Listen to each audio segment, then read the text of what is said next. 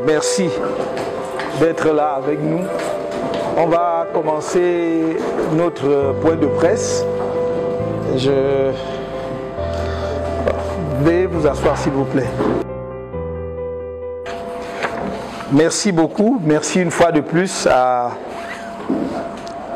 la presse, aux médias,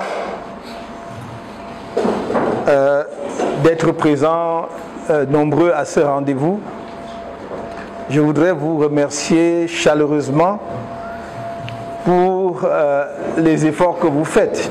Bien entendu, chacun suivant la ligne éditoriale de son organe de presse pour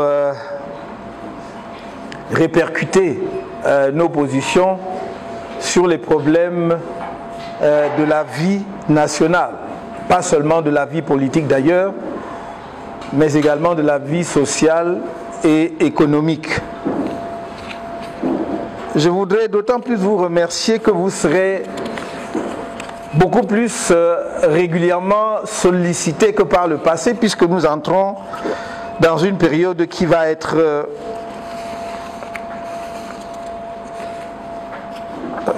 particulièrement chargée, où l'information des Camerounais sera déterminante dans les choix qui vont s'opérer dans les mois qui viennent. Choix d'autant plus important que nous pensons qu'ils pèseront de façon significative sur le devenir de notre pays. Je voudrais remercier les membres du directoire, ceux des membres du directoire qui font toujours l'effort d'être présents en pareilles circonstances, et adresser également mes remerciements aux militants, mais également aux sympathisants et aux personnalités de tous ordres présents dans cette salle.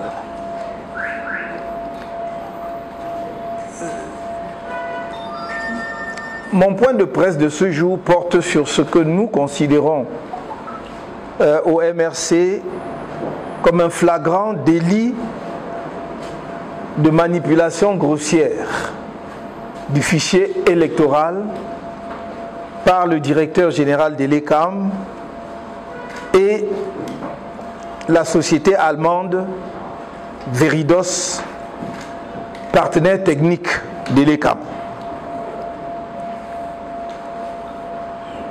The voter registration campaign from January 2 to 21st August 2024 yielded good results with 755,085 new voters registered in 2024. This brings the total number of registered Cameroonian citizens to 8,116,960 before the cleanup. These unprecedented figures are a real reason for encouragement, and we expressed our appreciation in a congratulatory message to the Cameroonian people on the 1st of September. However, the process that led to these results was marked by numerous irregularities. Among the most blatant were the organized lack of registration kits, the obsolescence of the few kits available during this campaign, despite the significant resources provided by the Cameroonian people through the budget allocated to ELECAM. the clear violation of legal provisions governing the conditions for registration on the electoral list in Cameroon and abroad, and the failure to comply with legal deadlines for the start and conduct of the diaspora registration campaign. On this last point, many witnesses, press releases announcing the opening and closing of the registration campaign in embassies and consulates on the same day, sometimes within just a few hours. Additionally, there were numerous administrative obstructions from the territorial administration, consular authorities, and the Director General of ELECAM himself, all aimed at preventing the registration of the maximum number of voters on the electoral register, both in Cameroon and in the diaspora. Au-delà de toutes ces actions délibérées, qui constituent des cas de fraude préélectorale, l'objet principal de la présente déclaration est le flagrant délit de manipulation du fichier électoral orchestré par ELECAM et ses partenaires techniques allemands. Pour la campagne d'inscription de 2024, ces manipulations flagrantes du fichier électoral se révèlent à l'analyse des chiffres publiés par ELECAM dans la diaspora. Elles confirment le sentiment largement partagé que les responsables d'ELECAM, agissant pour le compte du RDPC, ont une peur, panique de la progression substantielle du nombre d'électeurs, synonyme pour eux de défaite imparable. Mais décidément, il n'y a pas de crime parfait. En effet, le croisement des données officielles de l'ELECAM de 2024 avec le nombre des inscrits de la diaspora tiré du fichier électoral qui avait servi à l'organisation du scrutin présidentiel du 7 octobre 2018 met à nu les pratiques frauduleuses de l'organe électoral. ELECAM, agissant en coaction avec ses partenaires techniques allemands, recourt à une stratégie qui vise à maintenir le plus bas possible le nombre des inscrits sur les listes électorales. J'ai montré cela sur une période de 10 ans, chiffre à l'appui, jamais contesté, dans mon message de fin d'année 2022. Le comportement d'ELECAM et de ses partenaires techniques confirme simplement ces pratiques établies depuis l'adoption du nouveau code électoral en 2012 et de la refonte du fichier électoral qui s'en est suivi. Il s'agit là de pratiques criminelles qui tuent les balbutiements démocratiques camerounais. La justice ne peut plus les laisser impunis au risque d'être, au même titre que le RDPC et l'ELECAM, responsables de toutes les conséquences fâcheuses que celles-ci pourraient avoir sur la préservation de la paix au lendemain du scrutin présidentiel à venir. Selon le fichier électoral consolidé, et là je m'en vais vous donner les éléments chiffrés qui permettent de parler de cette manipulation.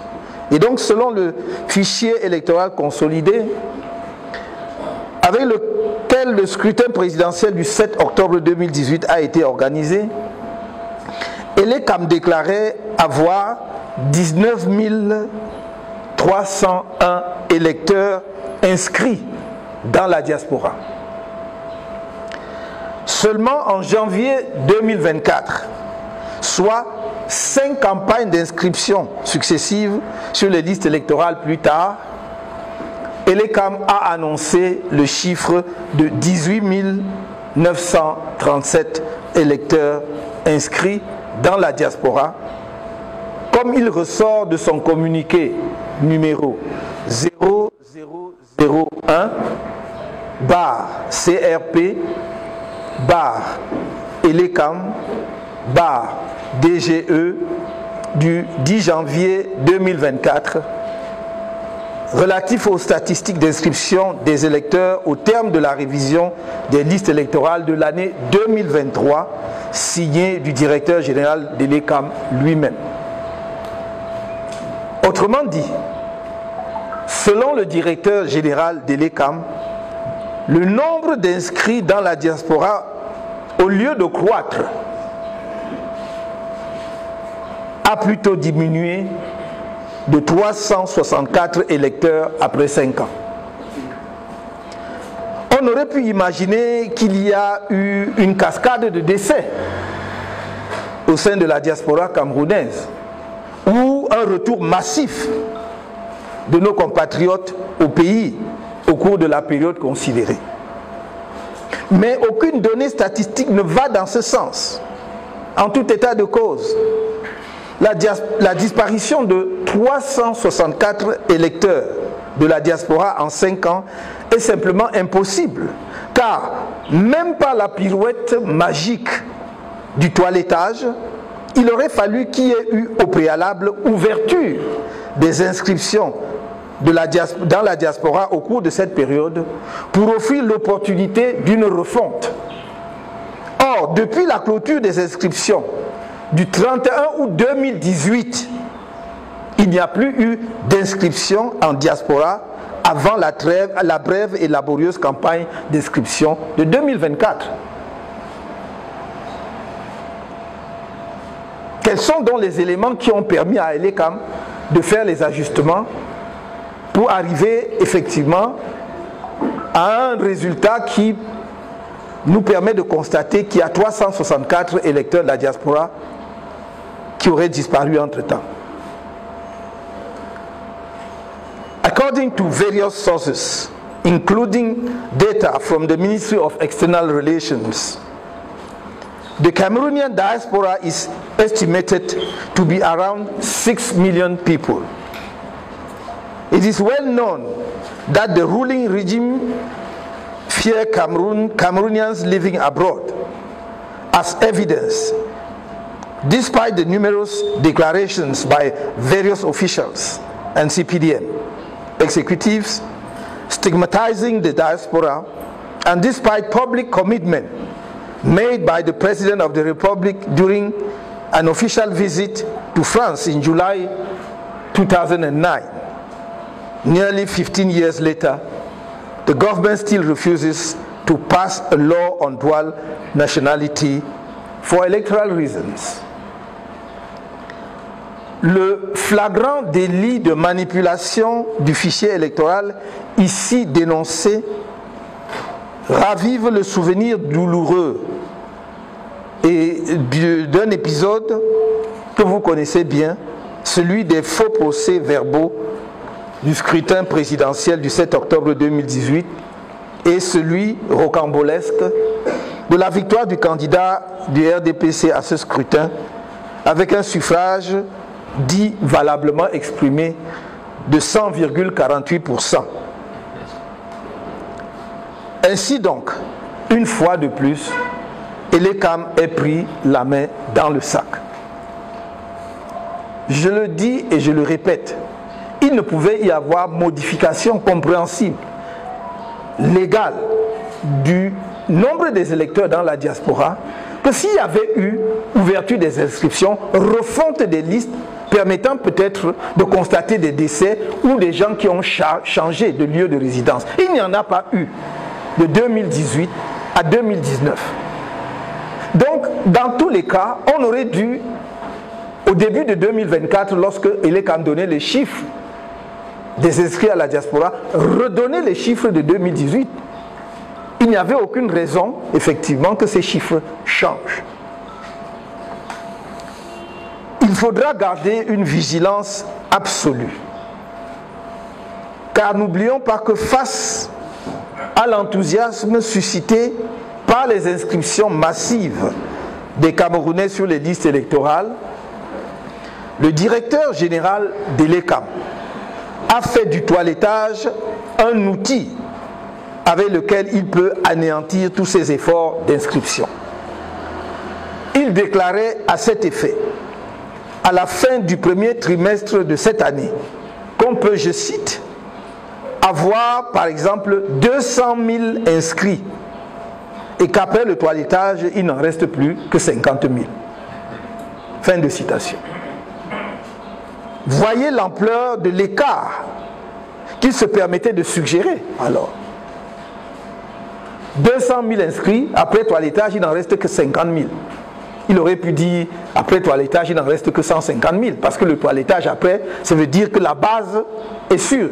On voit simplement des décès, les doublons, etc. Mais ça ne peut pas être, le toilettage ne peut pas enlever les 3/4 des inscrits. Rien n'est anodin. Et c'est notre devoir de vigilance en tant que parti politique d'être attentif à tout ce qui se fait sur la scène politique. Je vous rappelle que la constitution de notre pays, c'est elle-même qui dit que les partis et formations politiques concourent à l'expression du suffrage. C'est donc notre devoir, tout à fait légal et je dirais mieux constitutionnel, d'être vigilant sur la manière dont on confectionne les listes électorales, sur la manière dont se déroule le processus électoral et sur la manière dont on proclame les résultats des élections. Car selon cette doctrine, passez-moi le terme diabolique, les quelques 8 116 960 électeurs inscrits avant toilettage, annoncés par le directeur général de l'ECAM fin août 2024, pourraient fondre après toilettage et repasser sous la barre de 8 millions par la volonté cynique des responsables de l'ECAM, dont l'objectif est, comme je vous l'ai dit à plusieurs reprises, de bloquer le corps électoral camerounais dans une fourchette allant de 7 millions à 8 millions, et pas plus. Il faut que les Camerounais en soient conscients. Vous avez vu tout ce qui a été déployé pour les empêcher de s'inscrire. C'est le seul pays au monde où un tel phénomène a pu se produire. Partout ailleurs, on se réjouit de l'intérêt des populations à s'inscrire sur les listes électorales si l'on veut effectivement qu'il y ait un jeu démocratique. Chez nous, on a multiplié les obstacles. Cela devrait interpeller tout le monde. Je dis donc vigilance, vigilance, vigilance. Les manipulations grossières et condamnables du fichier électoral expliquent pourquoi le directeur général de l'ECAM refuse obstinément de rendre publique la liste électorale nationale des électeurs inscrits comme le lui prescrit l'article 80 du Code électoral. Suivant l'article 80, il a l'obligation, à la fin de chaque année, c'est-à-dire au mois de décembre, de publier la liste de tous les électeurs inscrits. Ce n'est pas des listes partielles, ce ne sont pas des listes que l'on publie seulement dans les antennes, c'est une liste qui doit être exhaustive sur le site de l'ECAM afin de permettre à chaque Camerounais de vérifier. Par exemple, s'il y a des erreurs sur son nom, si son nom manque, ou si effectivement on a maintenu un décès, quelqu'un qui est décédé, alors qu'il est décédé. C'est ça qui contribue à faire un bon toilettage, effectivement, de la liste électorale. Mais le directeur général de l'ECAM, comme s'il en faisait une affaire personnelle, refuse obstinément de respecter la loi. Nous avons dit ici à plusieurs reprises, et j'ai entendu un ministre dire qu'ils sont là pour qu'on respecte la loi. Nous le voudrions. Nous souhaitons justement que le gouvernement respecte la loi, que le gouvernement appelle les uns et les autres à respecter les lois, que l'Assemblée nationale se permet de voter au nom de tous les Camerounais. Et là, nous avons un cas patent. Nous avons demandé depuis 10 ans la révision du Code électoral à cause justement des défectuosités, des insuffisances. On ne l'a jamais accordé. Mais même ce qui existe dans le Code électoral n'est pas respecté. Il faudrait que les Camerounais en soient conscients, que nous en prenions acte Il ne s'agit pas de je ne sais quelle agitation, mais il s'agit des faits vérifiables. Chacun de vous, j'ai donné l'article, peut lire l'article 80 du Code électoral. Ces manipulations grossières et condamnables du fichier électoral enlèvent à Elekam, et notamment à ses principaux dirigeants, toute crédibilité et par conséquent l'autorité morale pour conduire sans soupçon le scrutin présidentiel à venir.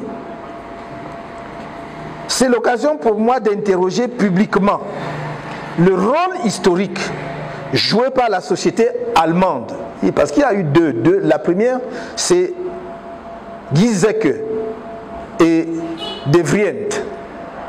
Pardonnez ma prononciation, même si j'ai fait des études d'allemand dans une précédente vie, cela remonte à très longtemps.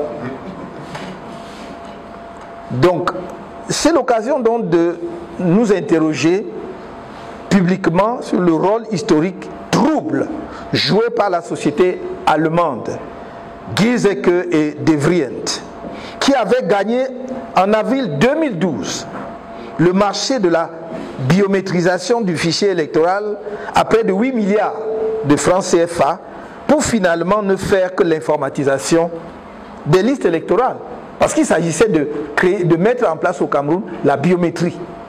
La biométrie, ce n'est pas simplement de faire l'informatisation, c'est-à-dire on prend des jeunes pour saisir sur une liste et avoir une base de données. Non, la biométrisation, ça va jusqu'au vote. Et que vous votez, vous mettez votre empreinte. C'est cette machine-là qui vous identifie, parce que l'empreinte, au moins à 99%, on dit que les empreintes ne peuvent pas se ressembler.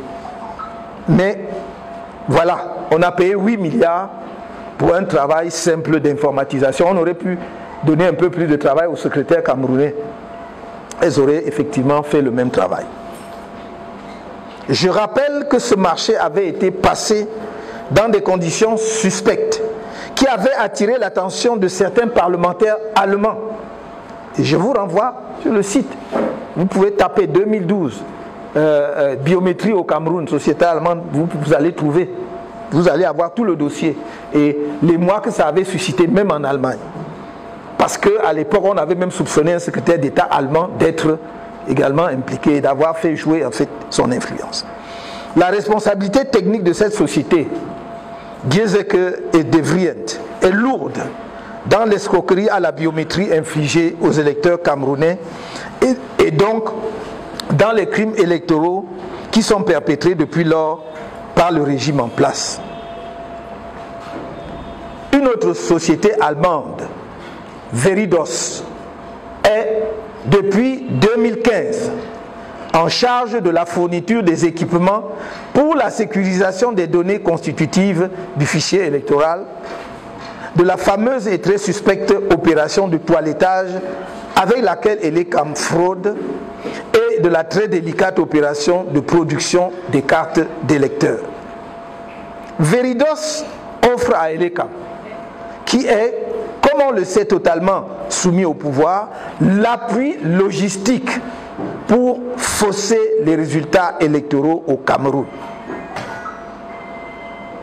Ainsi, c'est avec son appui technique que le mythe de la première place de la région de l'extrême nord en matière électorale a été construit et vendu dans l'opinion par les officines de fraude du régime. Nous parlons d'une région où des centaines de milliers de citoyens sont pourtant abandonnés à eux-mêmes, sans acte de naissance, ni de carte nationale d'identité. Par quelle magie une région où effectivement les populations sont dans un tel état, où nous connaissons également l'état de paupérisation, par quelle magie peut-elle être le premier vivier électoral au Cameroun? En effet, avec l'assistance technique de cette société allemande, le pouvoir a fait croire pendant longtemps à l'idée fausse qu'il n'y avait plus d'inscrits sur les listes électorales dans l'extrême nord que dans le littoral. qui comprend la métropole Douala, ou au centre, qui abrite la capitale Yaoundé. Comment est-ce possible? Toutes les statistiques, les chiffres officiels, que ce soit ceux de l'Institut national de la statistique ou d'autres sources, indiquent que Douala doit être à plus de 4 millions d'habitants. Yaoundé doit être autour du même chiffre, entre 4 et 5 millions d'habitants. Comment donc la région de l'extrême nord, toute seule, peut-elle avoir la majorité des électeurs, en tout cas le plus grand nombre d'électeurs au Cameroun dans ces conditions? Admettons quand même qu'il y a plus de personnes détentrices de leur acte de naissance dans le littoral et dans le centre qu'à l'extrême nord. Admettons quand même qu'il y a plus de citoyens camerounais scolarisés dans le centre et le littoral que dans l'extrême nord, et qui peuvent donc faire les démarches nécessaires même pour leur inscription. Il faut donc que nous fassions tomber ce mythe. Il faut donc que nous tuions ce mythe pour que les élections au Cameroun reflètent enfin le corps électoral qui existe sur notre territoire. Je pense que si l'on veut que la démocratie vive au Cameroun, il faut commencer par là. Je ne vais pas ici faire de développement sur le recensement au Cameroun. Ce sera un jour l'occasion, peut-être d'un autre point de presse. Un audit du fichier électoral s'impose, en tout cas, si nous voulons organiser des élections présidentielles transparentes et apaisées en 2025. Je dis audit du fichier électoral. Je n'ai pas dit recensement, parce qu'on me dira il n'y a pas le temps. On me dira ça coûte de l'argent. L'audit du fichier électoral est très simple, très rapide à faire, et ça peut se faire en une semaine comme en un mois maximum. Nous sommes encore en 2024. Les élections n'auront lieu qu'en 2025. Nous avons le temps de le faire. Et d'ailleurs, dans cet audit doit être intégrée l'obligation, la prescription légale au directeur général de l'ECAM de publier la liste de tous les électeurs inscrits au Cameroun. Les deux sociétés allemandes impliquées dans les crimes électoraux et les crimes contre la démocratie ne sont assurément pas les meilleures ambassadrices de la démocratie allemande au Cameroun. Pour le peuple camerounais, en lutte pour se libérer par les urnes et dans la paix, de l'une des dictatures les plus féroces que notre continent abrite encore, ces deux sociétés allemandes, Gierseke et De Vries d'une part et Veridos d'autre part, sont pleinement comptables du martyre du peuple camerounais et devront en répondre. Le gouvernement allemand ne peut plus rester indifférent face aux activités criminelles de ces deux sociétés au Cameroun sans en porter une part de responsabilité. Par ailleurs, les honorables membres du Conseil constitutionnel, dont le rôle est justement de veiller à la régularité du processus électoral, doivent, pour leur part, tirer toutes les conséquences de droit de cette forfaiture criminelle de l'ECAM. Pour sa part, le président de la République en fonction, qui nomme les responsables de l'ECAM, doit, dans un effort non partisan, tirer toutes les conséquences politiques de ces faits criminels qui trahissent l'intention claire de voler, comme en 1992 et en 2018, la victoire électorale au peuple camerounais, même si on est conscient qu'il pourrait en être un des bénéficiaires potentiels. Il doit faire cet effort-là, parce qu'il a la casquette d'un chef de parti, de candidat de parti, mais il a également une casquette ô combien plus importante et plus lourde, celle du président de la République, chef de l'État du Cameroun, qui doit effectivement veiller au respect des lois et qui est le garant de la constitution de notre pays. Qu'il assume avec hauteur la fonction qu'il occupe depuis 42 ans et dont il a voulu prolonger par la fraude la durée en 2018 en évitant au pays une implosion générale.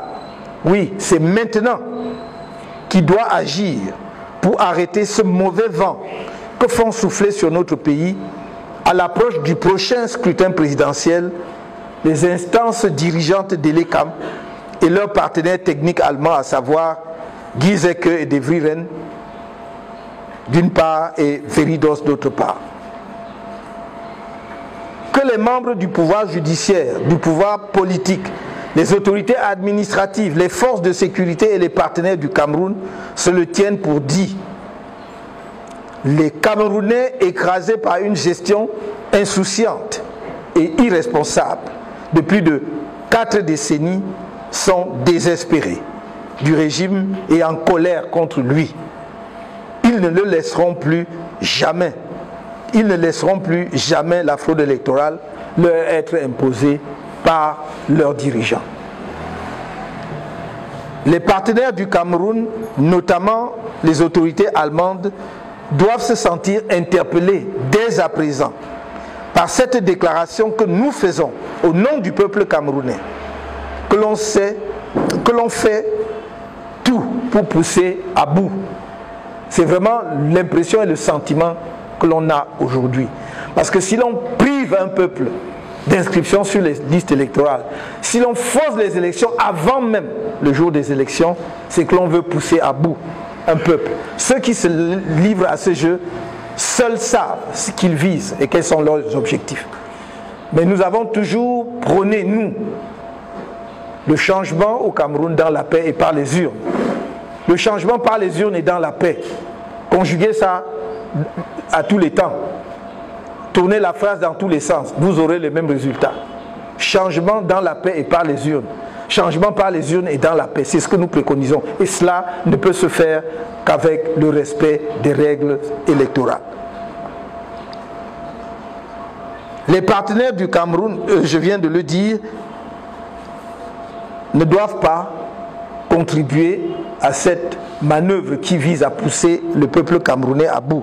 Nul ne pourra prétendre n'avoir pas été alerté de ces crimes électoraux pouvant déboucher sur des violences post-électorales au regard de la détermination du peuple camerounais à tourner la page dans les urnes et par la paix, dans les urnes et dans la paix, pardon, d'un régime qui l'a réduit à l'ombre de lui-même. Je m'en voudrais de terminer cette déclaration sans féliciter une nouvelle fois les dynamiques et courageuses équipes du MRC, mais aussi les militants d'autres partis politiques, les organisations de la société civile,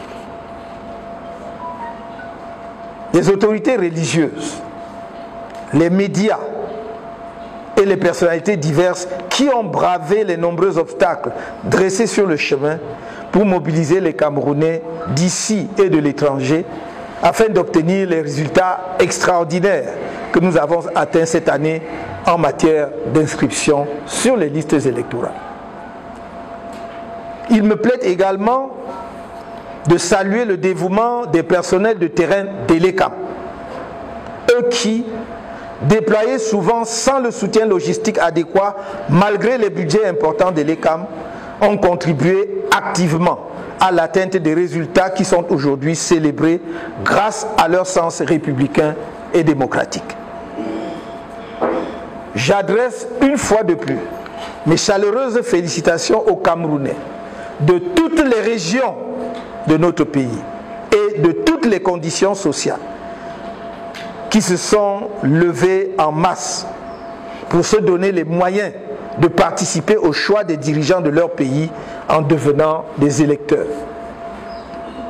Ces félicitations vont en particulier aux jeunes, dont la mobilisation sans précédent est un vrai motif de fierté pour leur prise de conscience de la responsabilité historique qui sera la leur lors du scrutin à venir. Leur sursaut citoyen est une source d'espoir pour l'avenir politique de notre pays. J'invite tous les acteurs dévoués à l'avènement d'une vraie société démocratique au Cameroun à mettre à profit la période de suspension des inscriptions qui va de septembre à décembre 2024 pour peaufiner les stratégies devant permettre à notre pays d'atteindre au moins le cap de 10 millions d'inscrits lors de la prochaine campagne qui s'ouvrira le 2 janvier 2025. Vive le Cameroun! Je vous remercie.